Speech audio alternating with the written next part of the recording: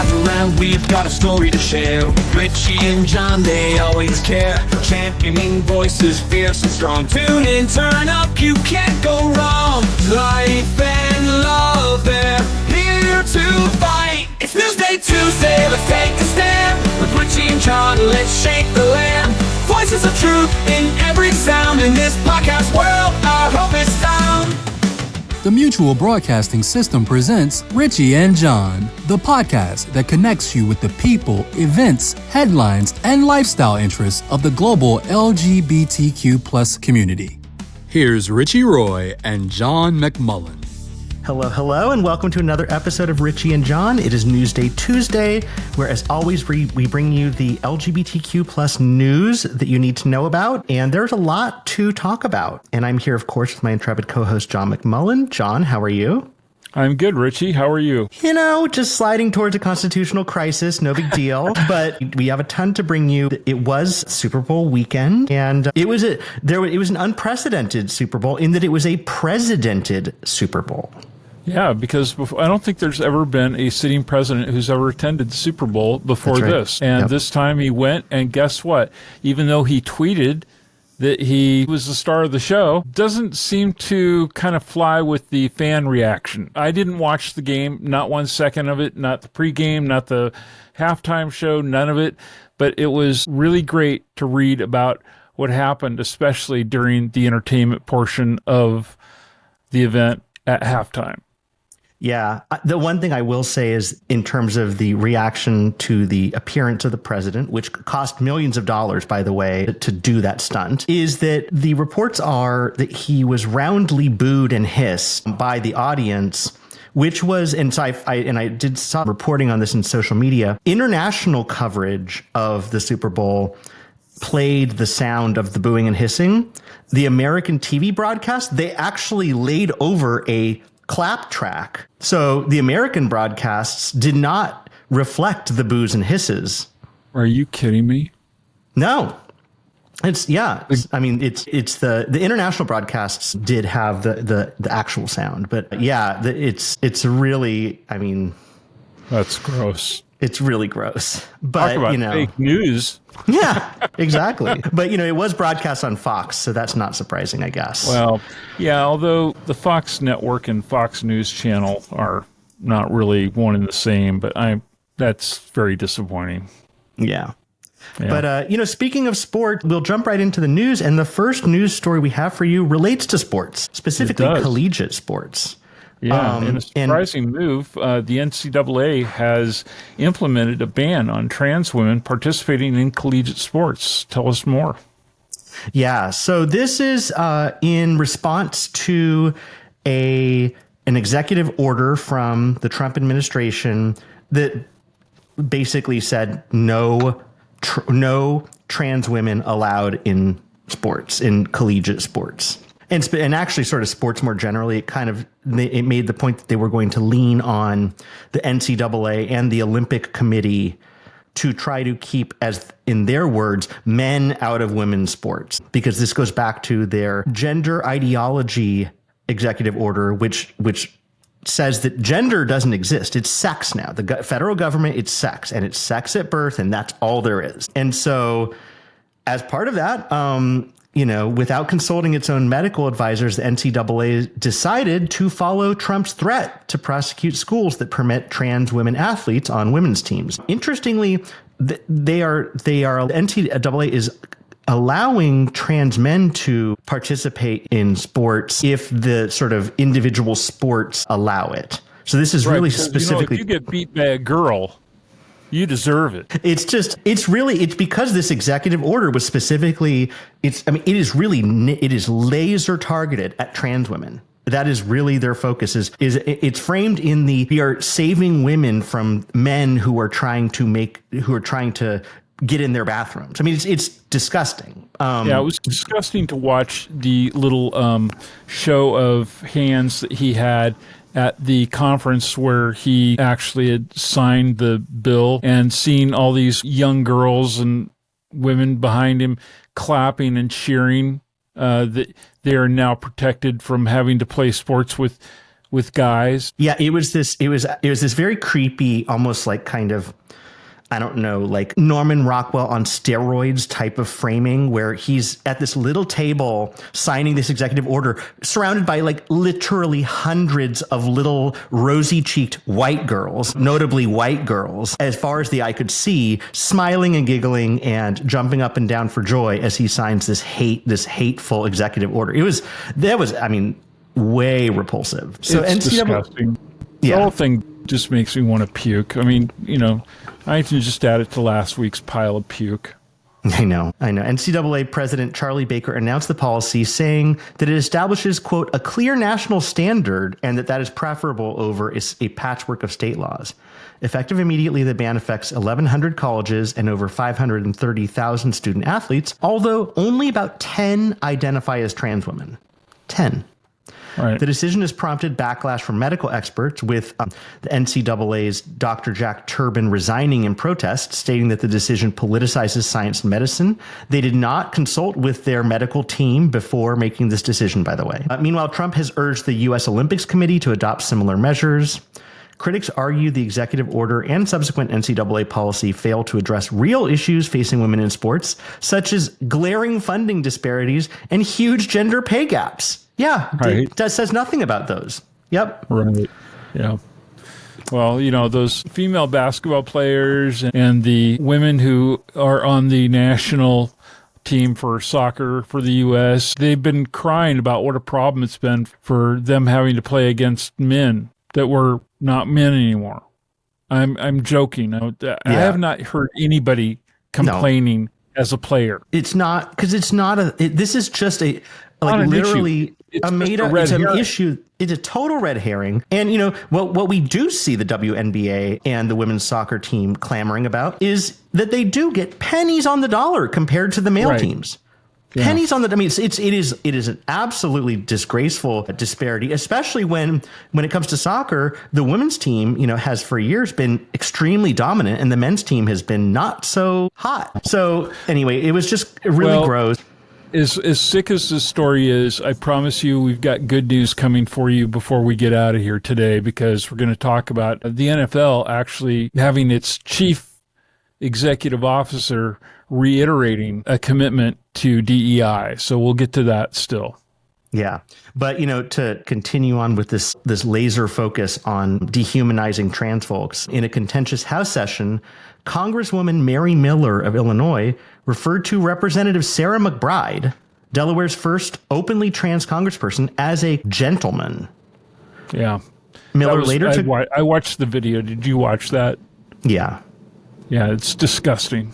Completely gross. And just, they always talk about decorum in Congress. Nothing is more indecorous than literally misgendering one of your colleagues just to be a fucking asshole. Yeah, let's call a cunt, because that's what she was. And Miller later took to social media asserting that she, quote, refused to deny biological reality, aligning her stance with positions tied to President Trump, who is known to be, really good on being, strong on women's issues, specifically when it involves harassing them and groping them, and even, as the story says, they talk about locker rooms, going into the changing rooms at, was it Miss Universe or whatever was the one that he's involved with? It was the very first thing that jumped into my mind when I read this story. So McBride, who is delivering her first House floor speech, chose not to respond to Miller's comments directly, encouraging viewers to focus on her subsequent remarks. Her speech critically addressed the Trump administration's illegal funding freezes affecting various essential programs in Delaware. The incident stirred responses from political figures, including California State Senator Scott Weiner, who condemned the, quote, casual cruelty from some House Republicans. Miller has a history of controversial statements and actions, including applauding a Supreme Court victory ruling as a victory for white life and introducing the nation's first anti-trans bathroom bill in Congress. Her remarks have sparked criticism and wider debate on gender identity and representation in politics. But what an absolute jerk this person is. I was really inspired today to go and take a look at her congressional website. And because I really didn't know much about her, I had lived for a period of time, took a little hiatus from Palm Springs, California, and went out to Illinois on a project, an extended project for better part of a year, and lived out there, but I had not heard of her. And, it may be the land of Lincoln, and it may be a very blue state in regards to that big little burg that they have up in the northern state, but it is anything but Chicago and a lot of the rest of the state of Illinois. And, it doesn't surprise me. It is a very red, screwed up place in a lot of those other towns, cities, areas of the state of Illinois. And having lived in Peoria myself, which was at the time being served in Congress by Aaron Schock, who was a closet case, who did a lot of damage to LGBTQ people with his votes, it didn't surprise me that these people have no concept of what it is to be an American. And we're seeing that. I mean, we're seeing it in spades right now. It's very,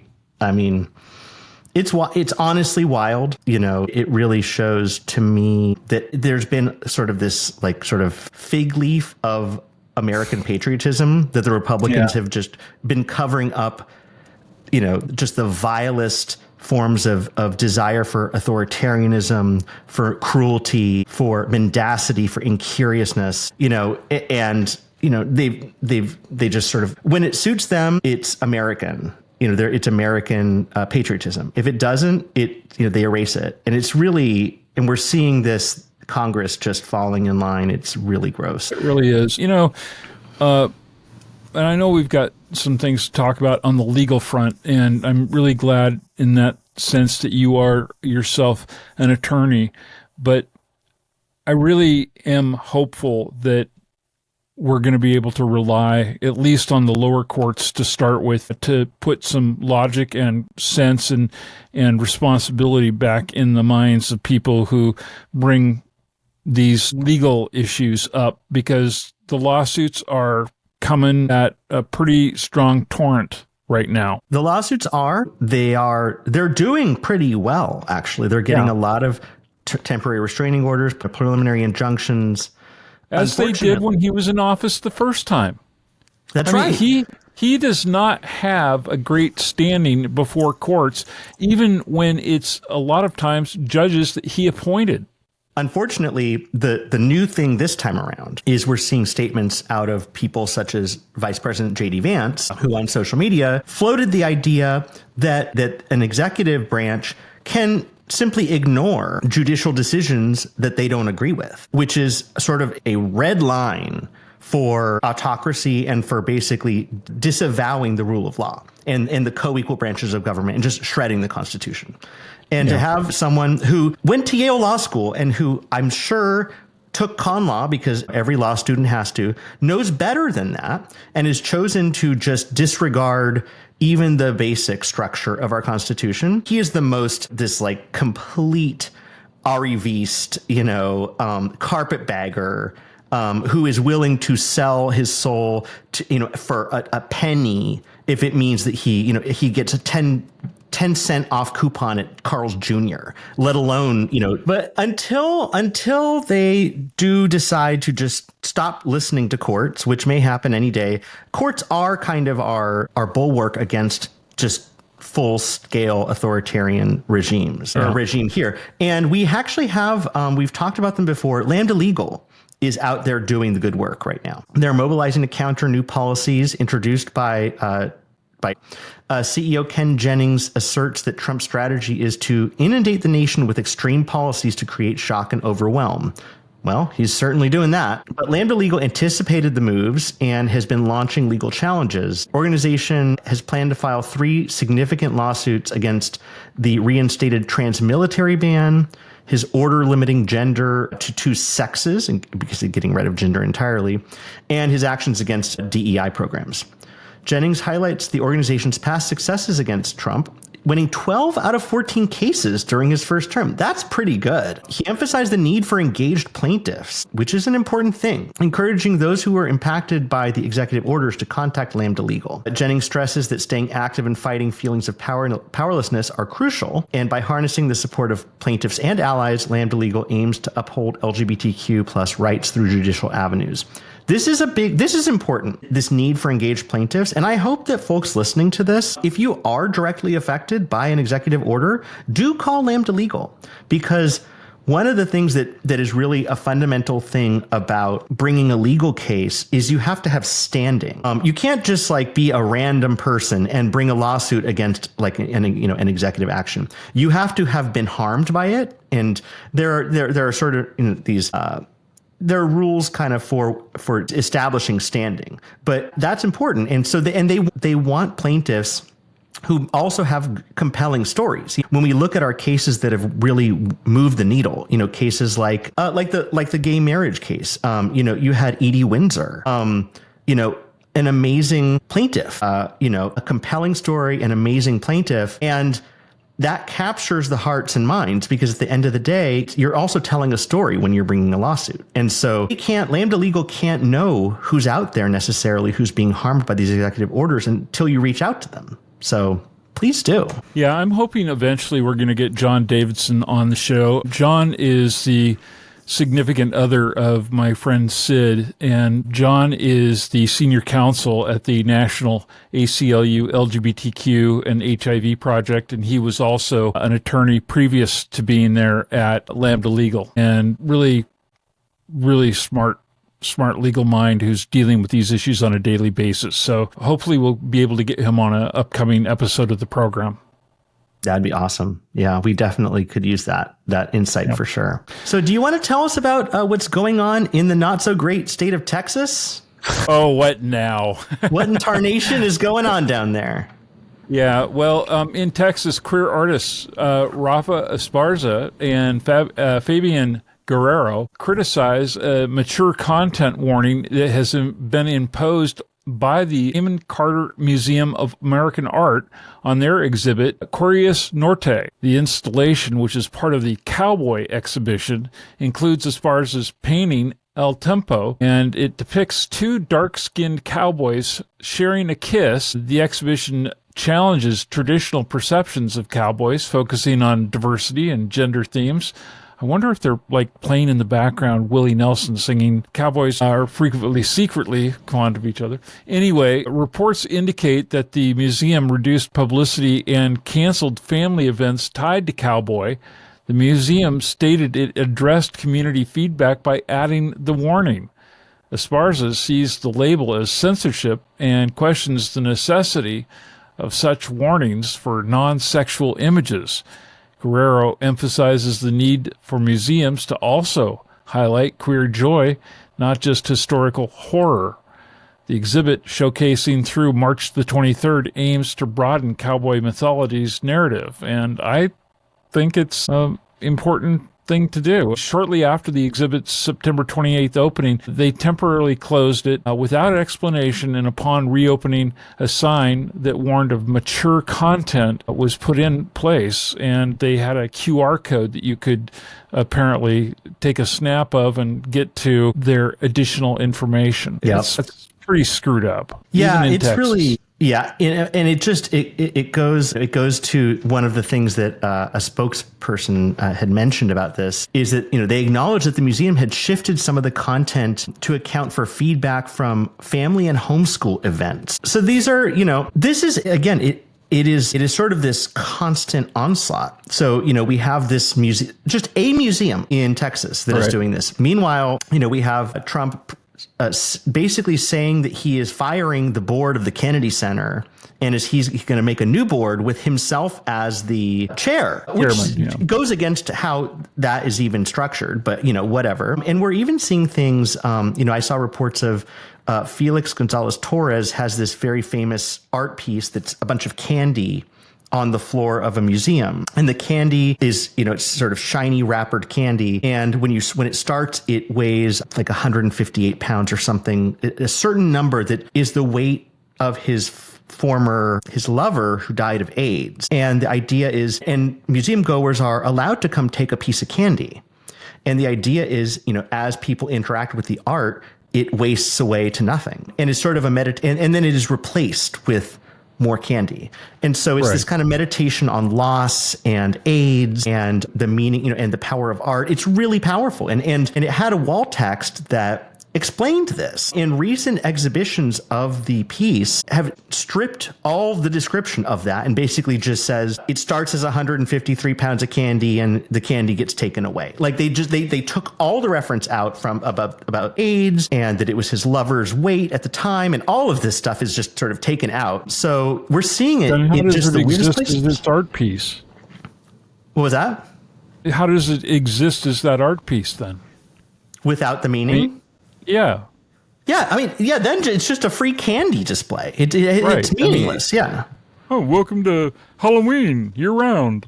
Yeah, it's trick or treat. Why not? Yeah. But so we're seeing it here and there, whether it's trans women in sports, whether it's two cowboys kissing, in a museum in Texas, the onslaught is real. And, we're also a lot of places where we can seek protections. We're losing those kind of, the Equal Employment Opportunity Commission, EEOC, has been a place where you can go to file discrimination complaints, including if you're LGBTQ and you feel like you've been discriminated against in the workplace.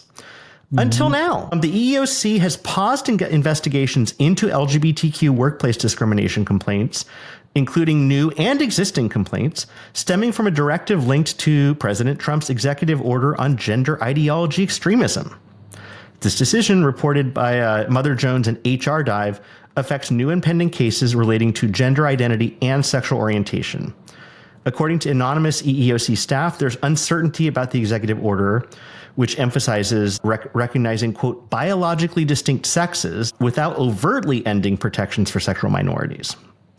I don't really know, what's happening here, but the pause has sparked concerns amid ongoing shifts under Trump-appointed EEOC Chair Andrea Lucas, who aims to defend the biological and binary reality of sex. The changes occur despite the Supreme Court's 2020 Bostock versus Clayton County ruling, which very clearly affirmed that Title VII protections, which are employment protections against sex discrimination, extend to LGBTQ individuals, including trans people. That discrimination at work on the basis of sexual orientation or trans identity is discrimination on the basis of sex, which is not allowed. That is the Supreme Court ruling, but they don't care so much about that. Critics argue that stalling investigations undermines the legal precedents and crucial protections. Meanwhile, case management changes internally reflect this contentious pause, marked in the system as SOGI paused, altering how complaints are processed. Yeah. I've read that, there's been a lot actually written in the last week or two about the fact that these agency staff who understand that by following executive orders as they've been written is going to cause them to violate the law. Mm-hmm. And this is one of those areas where people who are working in the EEOC don't want to follow these orders and are awaiting further orders because of the fact that if they do so, they may be violating the Constitution, and nobody wants that on their shoulders. Well, nobody except for the nincompoops that Donald Trump has following his misguided administrations. And it's damned if you do and damned if you don't, because if you are at the EEOC, if you follow these instructions from your politically appointed new boss who is sort of a Trump ally, someone who is close to Trump and that kind of way of thinking. If you follow their guidance, you are causing harm and not doing your mission to support equal employment opportunities. If you stand up, then you either quit or you're fired. And they like that too, because they eventually want to just close the whole thing down. And so, either way, it puts the people who are career civil servants in a very, very tough position. Right. Well, I think we're going to see some interesting things come out of places like Rhode Island, where he has already basically flipped off a federal judge who told him to stop letting Doge, D-O-G-E, doggy, to stop letting them affect payments to schools and to other institutions that are supposed to be getting paid federal dollars. And that is one of the places where, as you were talking about earlier, where, we're going to see what happens as it plays out in the courtrooms, but it's going to take a while. And until then, this is where J.D. Vance has really tried to screw the pooch and say, we don't have to. We're the executive branch. We can do what we want. And I think what I would like to see, and I'd like to actually hear your thoughts on this, is as they buck these legal decisions that are being made that are not in their favor, if they continue to, what do you think a judge could do with them? It's a really good question. It's really tricky because, there's contempt of court. I mean, really, at the end of the day, I'd like to just see him be imprisoned, like somebody else who commits contempt of court. Right. But it's this long process. You can't just, if someone doesn't, immediately follow a temporary restraining order or preliminary injunction, you can't go straight from 0 to 60. And so it buys them time to kind of continue their dismantling of the government. And I think even then, don't you think that they're just going to use that time, Richie, to basically try and run out the clock and say, well, we're just not going to do it, and you're not going to have any teeth in it, and people are just going to get tired of hearing about it, and that's what they're counting on, is that the people will just get tired of hearing about it, and they'll just cave. Yeah, no, I think that's part of their strategy. I think part of their strategy is just try and stop us and see what happens. Because again, when you look at what's happened even with Trump's earlier convictions, basically at the end of the day, he ran out the clock, got his second term, and the court basically said, sorry, we're not going to do anything about these convictions. Like, he won, everyone lost, moving on. And so it's just, there's this perverse incentive for them to just not care. It's time for there to be a constitutional convention. I mean, at this point, in terms of a constitutional convention,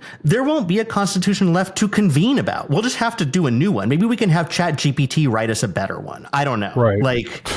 Because this one's not working very well right now. But we wanted to end on a little bit of a happier note. And we have a story here about a topic we love to talk about, which is DEI. And just to remind everyone, when Republicans spit out DEI, it means diversity, equity, and inclusion. Those are actually great things. Just let's just stipulate. They also have been adding. I thought it stood for Don Jr., Eric, and Ivanka. Oh, there's that too. Yeah.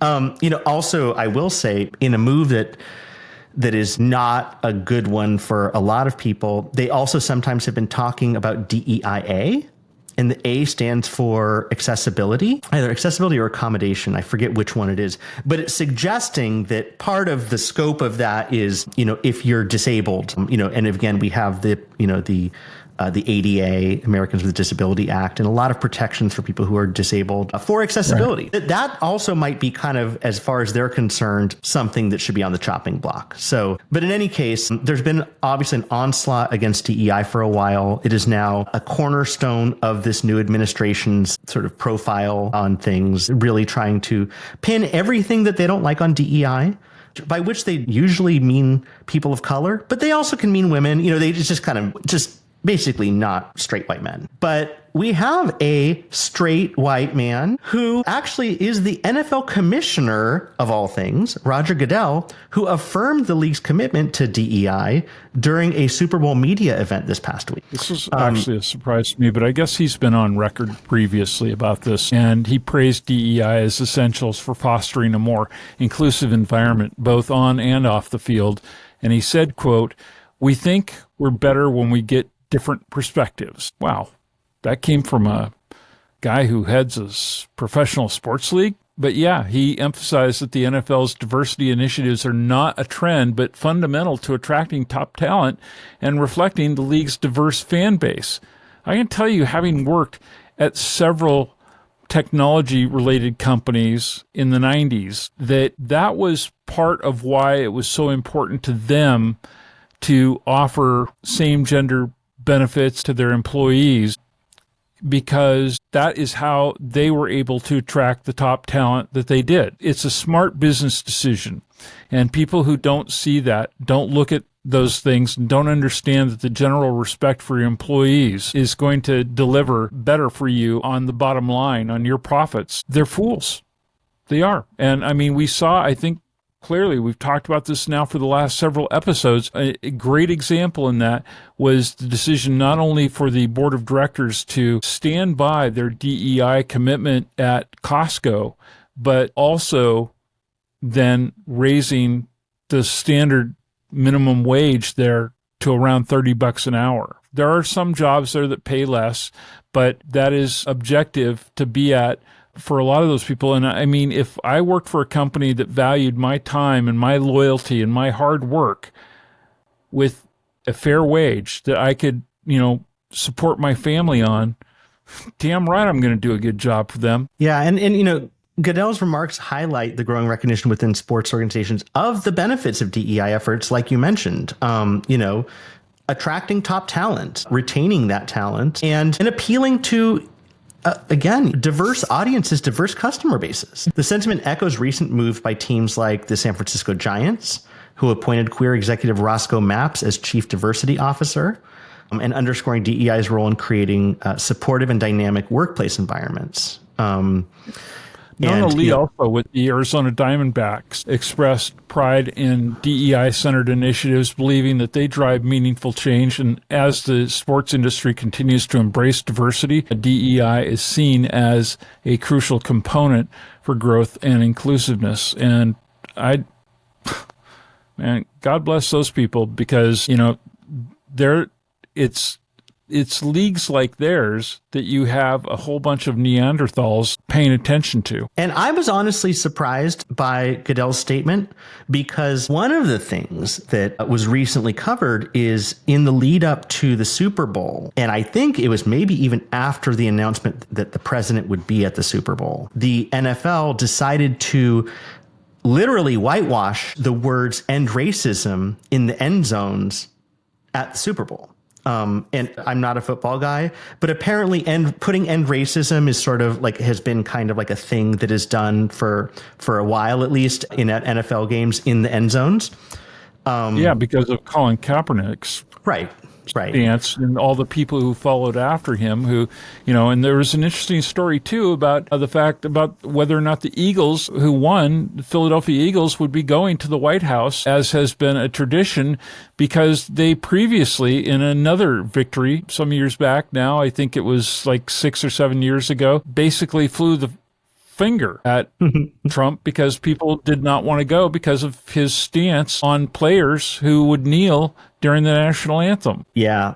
There was, I know, leading up to, or sort of in statements leading up to the Super Bowl, that I think it's the quarterback for the Kansas City Chiefs or someone, one of the players was asked about what they thought about the president coming to the Super Bowl. And it was a very laudatory statement about how great it would be. And they asked, I think, a similar player, maybe the quarterback or someone on the Philadelphia team, the Eagles, about it. And they were like, yeah, anyone can come, I guess. Like, they were not thrilled. So, yeah, that'll be interesting to see what happens if they do end up at the White House or not. Well, we'll be paying attention for that much more than we were to watching the big game on Sunday. Yes, for sure. But we'd love to hear from you. We have a number of ways to do so. And especially, we'd love to hear if you happen to have been affected by an executive order or an executive action. If you work in a federal agency and you have seen diversity initiatives get erased from your workplace, reach out to us. We've got a phone number, 878-768-8825. Don't call us from a work phone, call from your home phone. But you can call us, you can reach us at info@richieandjohn.com, or you can go to our website, richieandjohn.com, and there are resources there, including a form to contact us. So we'd love to hear from you about these stories, any that you'd like to hear us cover, and your experiences so far in the first couple of weeks of this administration, and how you're coping. And we are going to if you really had to wrestle with a decision over whether or not to take this bizarre and questionably legal offer that Donald Trump made to try and get rid of you, let us know that too, because we'd like to hear your stories be told on this show. So perhaps, if you are open to the idea of being a guest on our program, we'd love to have an opportunity to talk with you and have you share your thoughts. Absolutely. That would be great. So yeah, get in touch with us. In the meantime, we are going to take a little brief hiatus. There's this is exciting news. This is really exciting news. Until we have an actual suitable non-rapist president as the leader of the United States of America, we are not going to be recognizing in a very big way. We're not going to be recognizing President's Day. So therefore, there will not be an episode coming up for the week going into President's Day. That's right. But we'll be back after that with more insight, analysis. We'll try to line up some great interviews for you, and we will keep you posted about the LGBTQ plus news that you need to know about. And by then, we'll probably have an answer as to whether we are in a full-blown constitutional crisis or not. So in any way, John, I vote yes. Yeah. I'm not. Yeah, I might too. I'm not actually excited about that, but yeah. Yeah. But in any case, John, it's been great talking with you, and we will speak with everyone in a little bit.